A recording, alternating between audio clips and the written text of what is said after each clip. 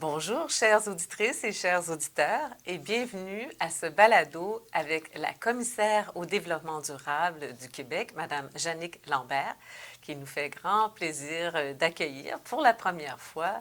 Alors, bonjour, Madame Lambert. Bonjour, Merci beaucoup d'accepter de tourner ce balado avec nous. c'est un grand plaisir.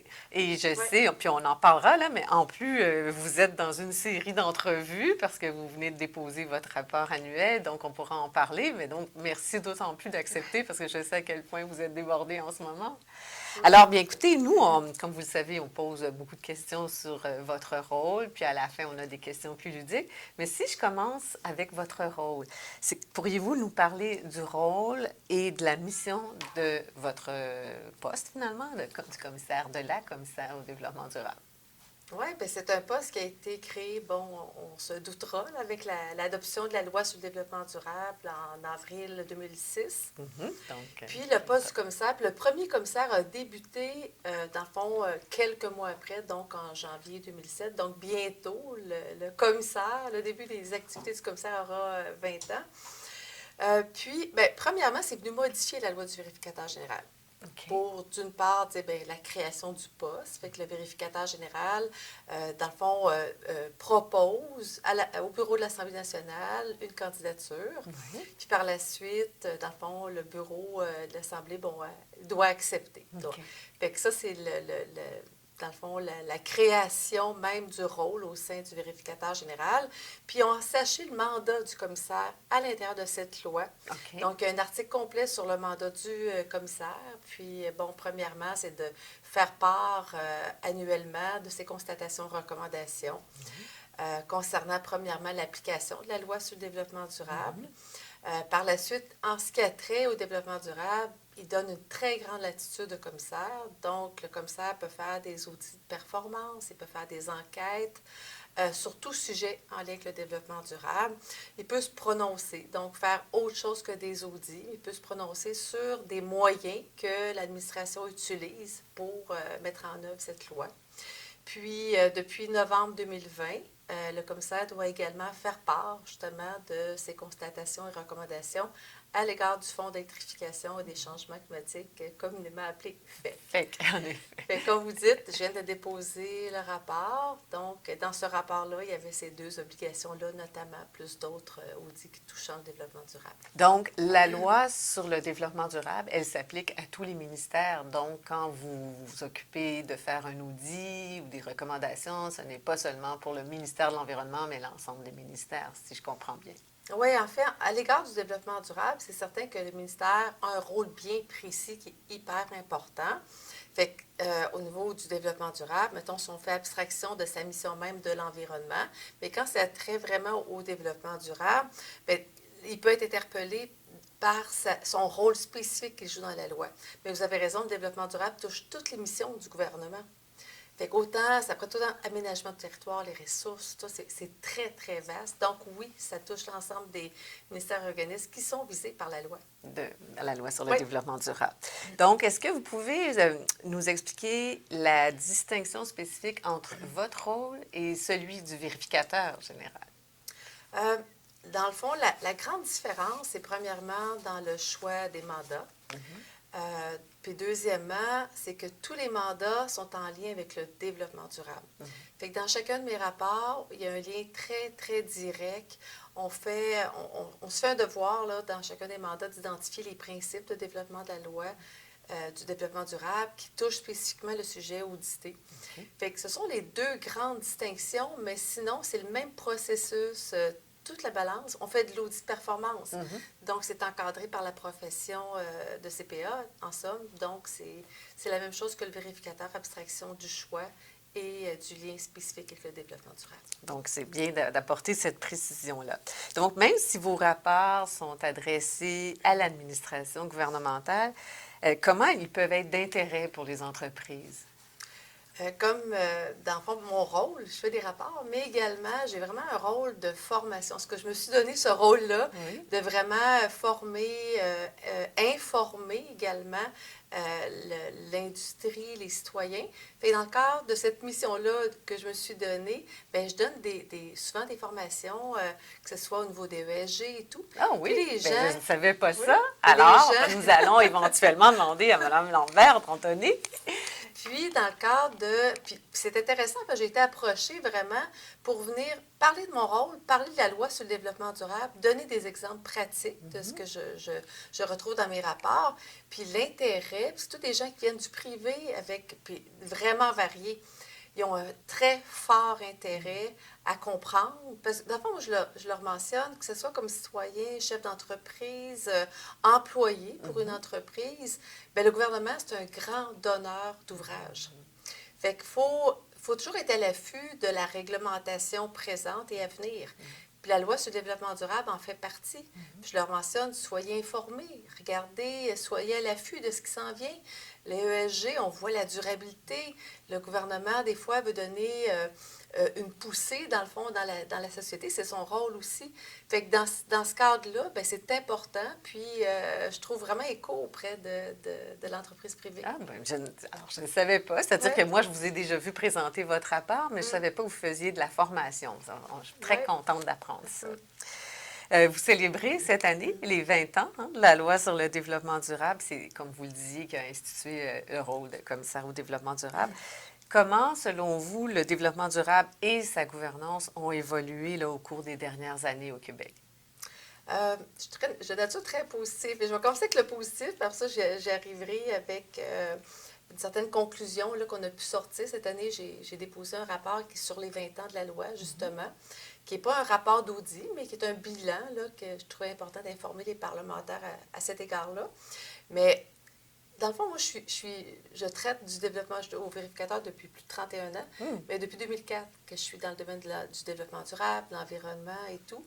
Puis, je vois une belle évolution parce que dans le fond, je suis CPA de formation, on recule en 2004, parler de développement durable, là, c'était pas, ça fait partie de Ça notre commençait. vocabulaire courant, là, vraiment, là, comparativement aujourd'hui.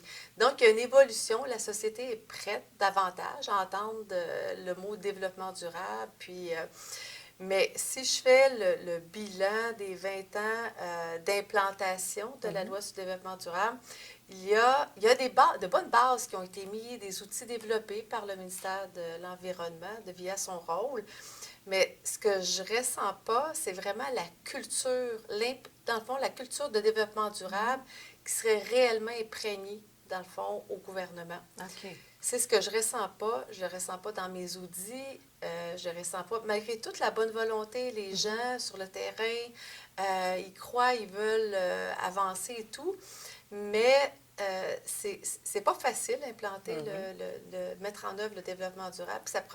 Ça prend beaucoup une vision claire, une direction claire de la haute direction.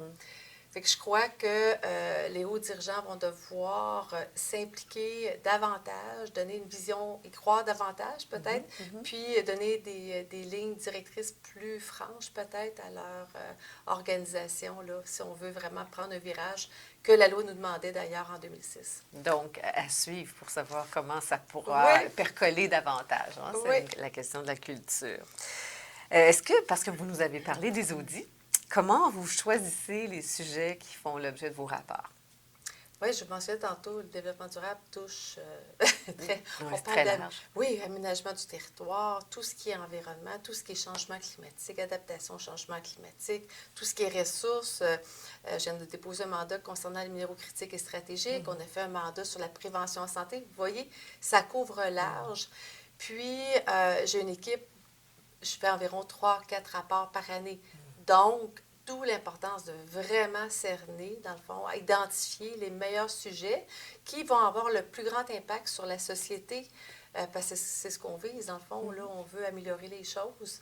Fait qu'on a tout un processus. Autant si je débute avec mon équipe, il y a toute une vigie qui est faite. Toute l'année? Oui, on est toujours à l'affût de tout ce qui est nouvelle réglementation. tout ce qui est, mettons, des nouveaux engagements, nouvelles stratégies qui touchent les ressources, qui touchent l'environnement, qui touchent l'aménagement du territoire, l'agriculture, etc. Puis donc, toute l'évolution, puis pour ma part, je fais toute l'évolution de la durabilité. Donc, qu'est-ce qui se passe au niveau normes, au niveau ESG et tout. Fait on s'assure d'avoir cette connaissance-là, De toujours, base. puis toujours à jour. Puis dans un objectif de toujours avoir 2, 3 années à venir de mandat. OK. Parce que souvent, des gens disent, oh mon Dieu, c'est bizarre, vous avez déposé un rapport mettons, qui rentre vraiment dans le contexte le plus... c'est ce qu'on parle présentement, tu sais, mais peut-être qu'il a été identifié il y a 2 ans, ce mandat-là. OK, OK. Tu sais, fait qu'il y a tout ce processus-là, fait qu'on a des consultations internes, externes, parce qu'on veut vraiment s'assurer de cerner les bons sujets et les bons angles également. Fait qu'un coup, toute l'équipe fait ça, me propose des sujets. On a des allers-retours. Par la suite, dans le fond, on doit les présenter au comité de direction de l'organisation puis les faire accepter. Fait que OK. c'est là qu'on fait notre planification. On essaie de faire une planification d'au moins 24 mois à 36 mois. OK, donc c'est jamais à la suite d'une plainte, par exemple. Ça peut arriver Ah oui? parce qu'on a un processus de dénonciation au vérificateur général qui est tout à fait anonyme. OK. Fait que moi, comme responsable de certains ministères, bien, je dois faire des suivis de dénonciation. Puis, des fois, en raison du sujet, qui des fois correspond avec la lecture qu'on fait de la situation, bien, ça peut mener, on appelle ça une fiche de projet. OK. Donc, une fiche de projet qu'ils peuvent me présenter. Puis, par la suite, on peut prendre une décision de mener un rapport suite à ça. Très, très bien. À suivre ainsi. Oui. Et il y a des suivis, hein, parce que vous émettez des recommandations à la suite de vos rapports. Puis comment vous assurez-vous de ces suivis auprès des différents ministères, là, par exemple? Avez-vous des exemples de mesures qui ont été prises à la suite de vos recommandations parce que vous avez fait des suivis? On a un mécanisme assez rigoureux au vérificateur général à l'égard du suivi des recommandations. Puis le commissaire, on suit le même processus. La seule différence, c'est des recommandations du commissaire. Mais sinon, c'est le même processus. Puis même, peut-être en amont de faire le suivi de nos recommandations, on met beaucoup d'énergie autant à valider les constats, avec l'entité qui est auditée, à valider les constats, mais également à s'assurer que la recommandation est applicable. OK. Parce qu'on veut ultimement, là, c'est pas de faire un rapport qui prend la poussière. On veut faire un rapport qui fait en sorte que l'organisation met en place des mesures, corriger les lacunes. Puis là, parce qu'ultimement, l'objectif, c'est d'améliorer la gestion des fonds publics. Puis, fait qu'un coup qu'on a fait ça, on publie le rapport, l'organisation auditée doit soumettre un plan d'action à la commission de l'administration publique. OK, Et pas là, à vous. bien, disons que on le regarde, on fait des échanges, puis on discute avec l'organisation, tout ça, mais c'est leur plan d'action. OK. Mais la commission de l'administration publique demande aux organisations qui sont auditées, autant le vérificateur que le commissaire, dans les 4 mois suivant la publication, de leur transmettre un plan d'action dans lequel ils vont être capables d'identifier des mesures pour corriger les lacunes identifiées dans le rapport, qui ultimement va permettre de mettre en œuvre les recommandations. Fait qu'un coup ça fait, pendant 3 ans, à 2 mesures bien spécifiques, donc à 18 mois, 36 mois, les organisations doivent nous transmettre leur état d'avancement du plan d'action. OK.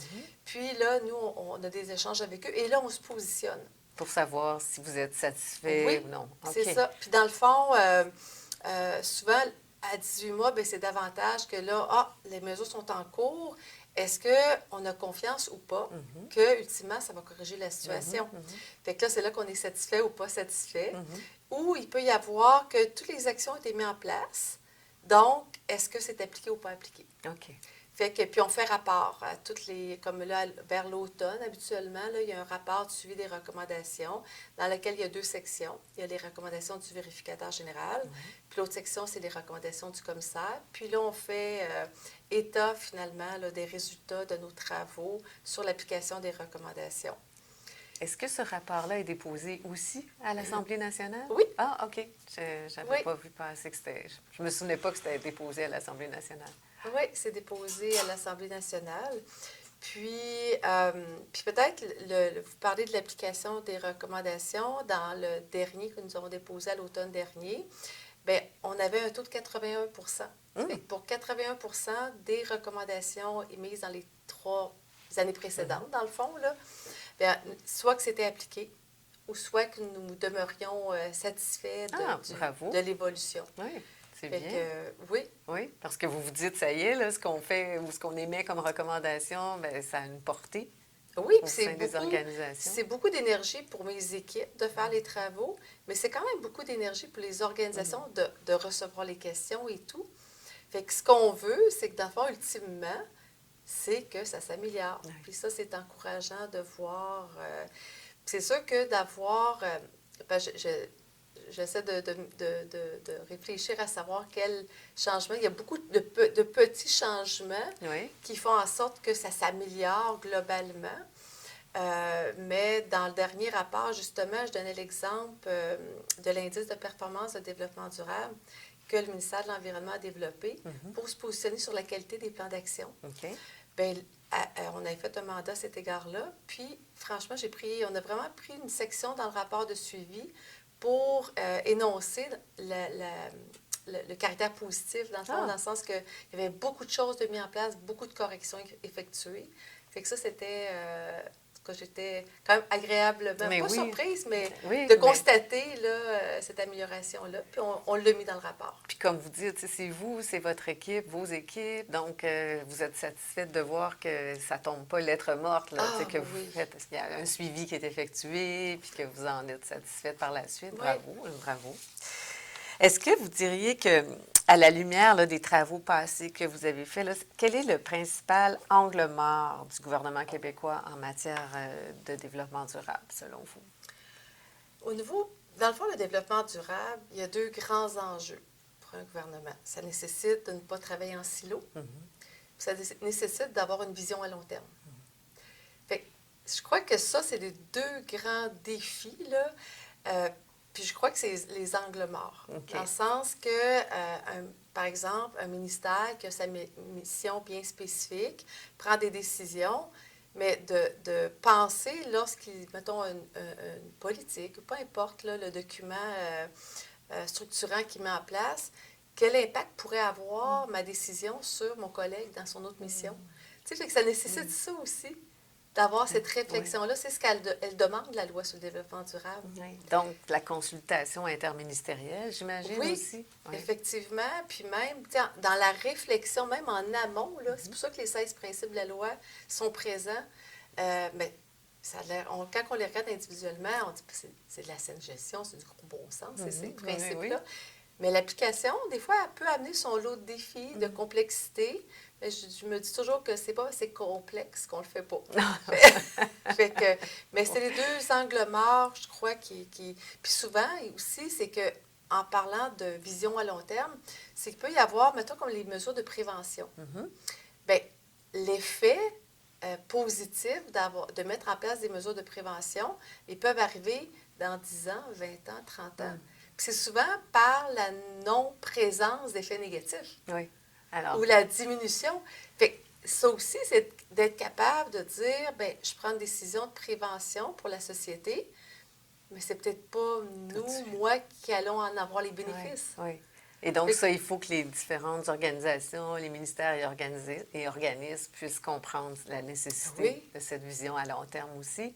Oui. Quand vous dites pas travailler en silo, un exemple que nous, on donne, qui est un peu plus spécifique, là, mais les analyses d'impact réglementaire du ministère de l'Économie, souvent on leur dit, bien, quand vous procédez à votre analyse d'impact réglementaire, vous regardez ce règlement. Mais il serait important de regarder la totalité des règlements pour vous assurer qu'il n'y a pas un effet cumulatif négatif, par exemple. Donc, intéressant comme angle mort. Vous avez déposé votre rapport, en fait, récemment, mais l'année dernière, si on parle de celui de 2025, d'abord, il mettait beaucoup l'accent sur la biodiversité et la nature. Est-ce que c'est un thème, selon vous, qui est suffisamment pris en compte par les différents ministères et organismes? On parlait du développement durable, que c'était pas si simple, mais je crois que la biodiversité aussi, avec toute son... son importance. Des fois, le citoyen, on le voit plus comme un empêcheur de faire un projet. Mais non, c'est un allié qu'on doit garder, dans le fond. Puis c'est la raison principale pour laquelle, l'année dernière, que j'avais demandé à mon équipe, j'ai dit souvent, on parle de biodiversité, si on en parle seulement que dans un rapport, il va passer aux oubliettes. Fait que on va en faire un tome avec une thématique globale pour montrer les liens qui existent. Puis on aurait pu faire beaucoup d'autres chapitres si j'avais une capacité plus grande. On aurait même pu faire un chapitre sur les finances. Et la biodiversité. L'impact de la biodiversité sur le monde des affaires.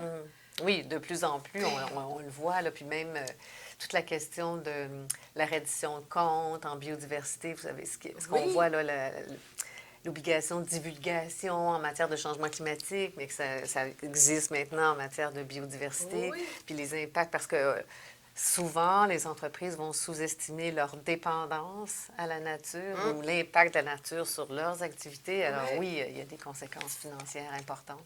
Oui, puis avec les changements climatiques, on voit que, puis ça c'est intéressant, c'est la COP qu'il y a eu à Montréal. Bien, on le savait, mais on dirait que c'est la première fois qu'on a réalisé, on a vu les scientifiques qui ont dit, en biodiversité et en changement climatique, ont dit, non, c'est plus deux choses distinctes. On doit réfléchir ensemble parce que un impacte sur l'autre, puis l'autre aide l'autre. Fait que, ils sont interreliés, là, ces deux éléments-là. Fait que c'est pour ça que j'ai décidé de faire un tome avec une thématique globale. Puis bon, dans chacun de mes rapports, finalement, on a pu voir des lacunes là, qui persistent. Parce que souvent, on est habitué de prendre, de protéger quelque chose lorsque ça a une valeur. Fait qu'on veut absolument, comme attribuer une valeur. Oui, puis on voit là, qu'il y a un exercice fédéral là, voulu là, pour justement, bien qu'imparfait, parce qu'il y a beaucoup de débats à cet égard-là, de dire bien, la valeur de la nature, c'est infini, on ne peut pas lui donner juste. Mais je crois que pour les gens de finance, les gens qui ont besoin de dire, de peser un peu la valeur de, mettons, d'un développement, puis bon. Bien, c'est peut-être un début, là, imparfait, mais un début pour pousser la réflexion et la considération de cette valeur-là fondamentale de la biodiversité dans notre quotidien comme citoyen, mais comme gens d'affaires aussi. Oui, puis de plus en plus, les entreprises l'intègrent. On a rendu public un guide au début de cette année. Je ne sais pas si vous l'avez vu passer, pour inciter les entreprises à intégrer la biodiversité dans leurs activités. Mais c'est vraiment, on commence à sensibiliser de plus en plus, puis on le voit de plus en plus aussi au sein des entreprises. C'est une belle chose. Bravo pour votre rapport. Je pense que peut-être que je me trompe, mais il me semble que c'est en Norvège. J'ai écouté un documentaire. Puis eux, c'était vraiment l'accès à la nature. Donc, le citoyen a accès aux plans d'eau, a accès aux forêts, même si c'est privé, tout ça. Puis ils se disaient que dans le fond, ce qu'on ne connaît pas, ce qu'on ne côtoie pas, on n'est pas porté à le protéger. J'ai trouvé ça vraiment intéressant, là, cette pensée-là. D'où la nécessité de sensibiliser de plus en plus. Éduquer, informer puis sensibiliser, là, c'est... Et vous avez rendu public votre récent rapport. Puis est-ce que, là, vous devez le déposer à l'Assemblée nationale, c'est ce que vous avez fait. Puis est-ce que c'est possible de nous parler des faits saillants? Vous avez parlé tantôt des minéraux critiques stratégiques, vous avez parlé des 20 ans de la loi sur le développement durable. Donc, pouvez-vous nous parler un peu des faits saillants, les grands faits saillants de votre rapport? Oui, mais les 20 ans de la loi, je pense que je l'ai couvert quand même. Puis, il y avait également, au niveau des minéraux critiques stratégiques, comme je vous parlais, on voit qu'il y a une poussée, il y a une mondiale, là, dans le fond, l'accès là, aux terres rares, aux minéraux critiques et stratégiques. Puis, dans le fond, le rapport, c'est pas de dire diminuons ça. Non, non. C'est nécessaire, mais il faut le faire de façon responsable. Fait que c'était vraiment l'idée de fond qu'il y avait en arrière de ce rapport-là. Fait qu'autant au niveau de la protection de l'environnement, au niveau de la considération de réfléchir différemment avec l'économie circulaire, pour faire en sorte de, si on peut éviter d'aller encore puiser des ressources supplémentaires, puis faire en sorte d'optimiser ce qui est déjà en circuit, bien déjà, il y a un grand gain qui se fait. Puis, toute la considération citoyenne, parce que les minéraux critiques et stratégiques, bien, dans le fond, ils sont beaucoup plus près de nous, plus au sud de la province. Fait que c'est nouveau, ça dérange, ça fait peur. Fait que tout, il y a un constat qui est relié directement à ça. Puis, il y a également toute la protection de l'environnement. On a eu un héritage passé, un lourd héritage passé au niveau du passif environnemental, plus d'1,2 milliard de dollars. Fait que, dans le fond, c'est de faire en sorte qu'il y a des mécanismes présentement dans la loi avec la garantie financière, justement pour protéger là, la province d'éventuels passifs environnementaux. Par contre, il y a dans la mise en œuvre, il faut que le ministère, finalement, puisse appliquer la loi avec plus de rigueur pour faire en sorte que les garanties financières soient révisées aux 5 ans, tel que la loi le demande. Puis leur rôle aussi, pour finir là-dessus, pour ce chapitre-là, le rôle du ministère qui est fondamental en termes d'experts miniers, bien, il doit mieux l'encadrer en termes de risque lorsque son opinion est demandée pour un financement d'une compagnie. Donc là, on parle du ministère des Ressources naturelles et de la forêt, mais aussi de la loi sur les mines. Oui, tout ce qui est... puis dans le fond, c'est le ministère qui est responsable de l'application de cette loi sur les mines. OK. Puis ça, c'est les minéraux critiques stratégiques, la loi. J'ai fait un mandat concernant le FEC.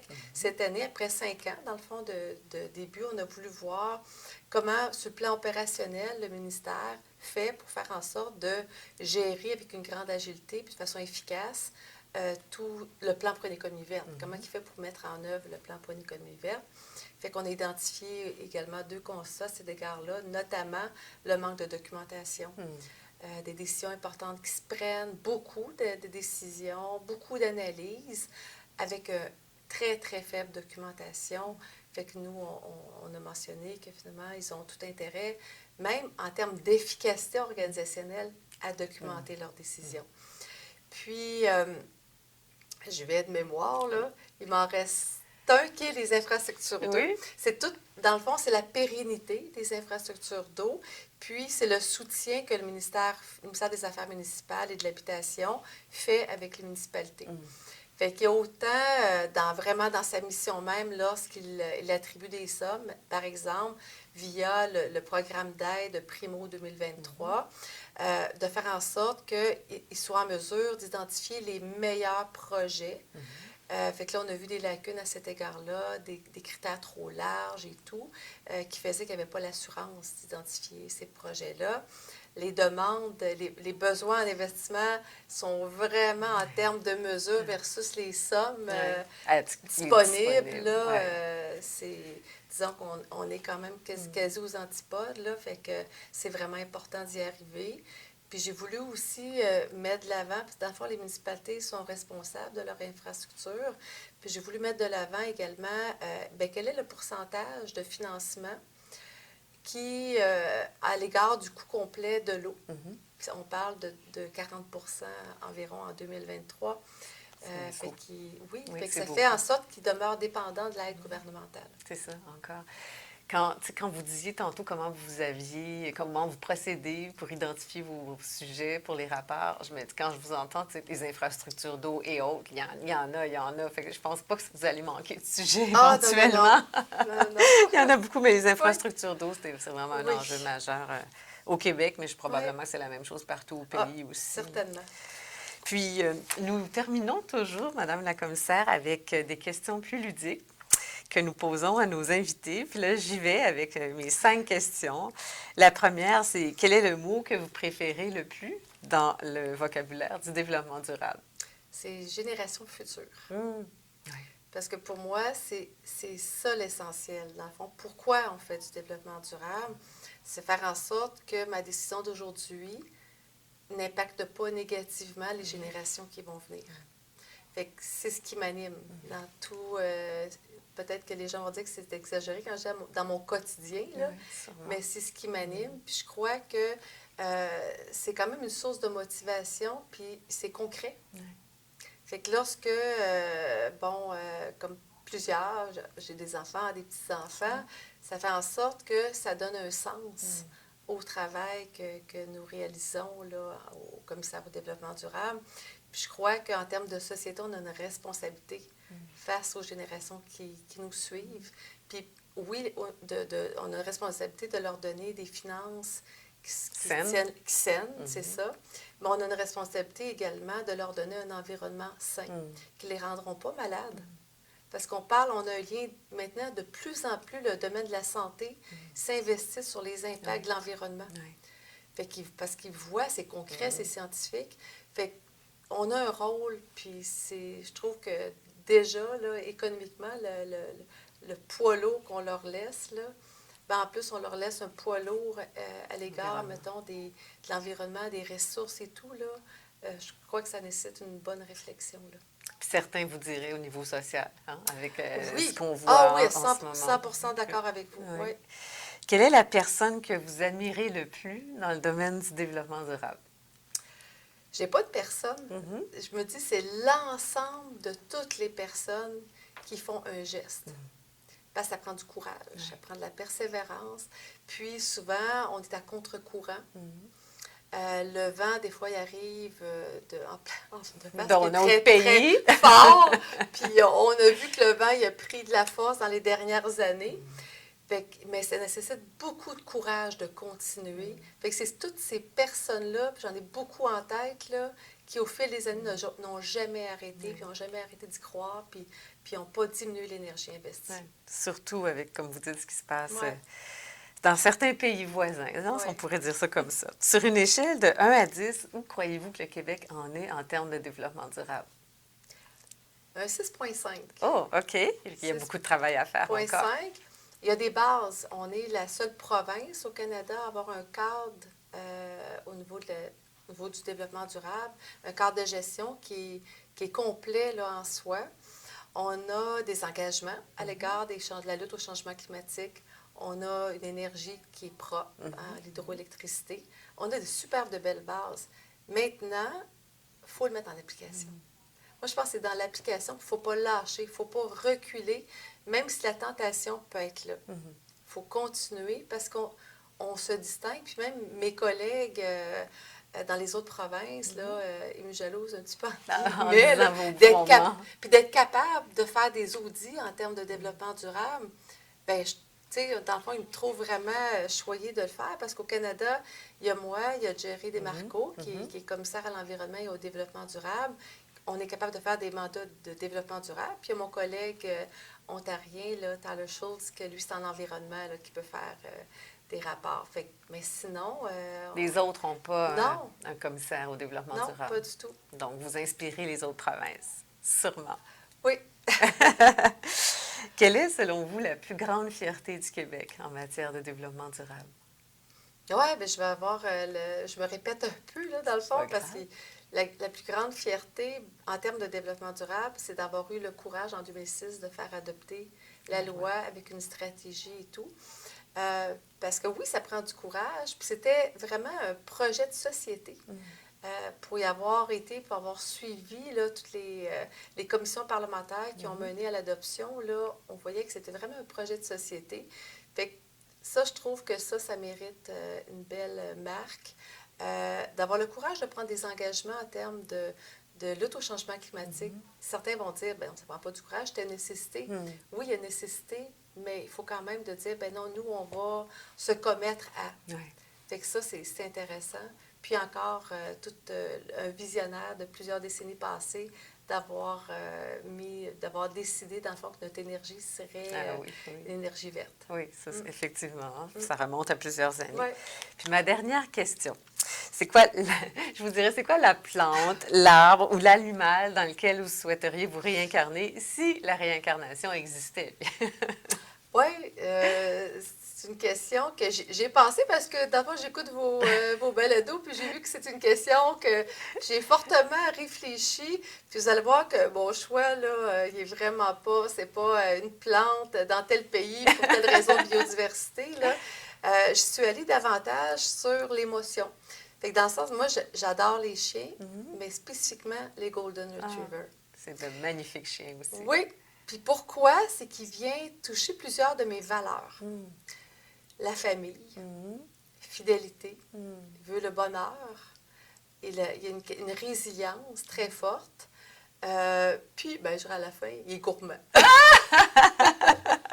Je trouve ça beau, ces questions, parce que on apprend à travers ce type de questions. La dernière, entre autres, on apprend sur vous un peu avec vos valeurs. Donc, merci beaucoup d'avoir accepté de tourner ce balado avec nous. Ce fut très intéressant. Puis, bravo pour votre travail et félicitations. Merci. Bien, merci beaucoup. Merci pour l'invitation. Merci.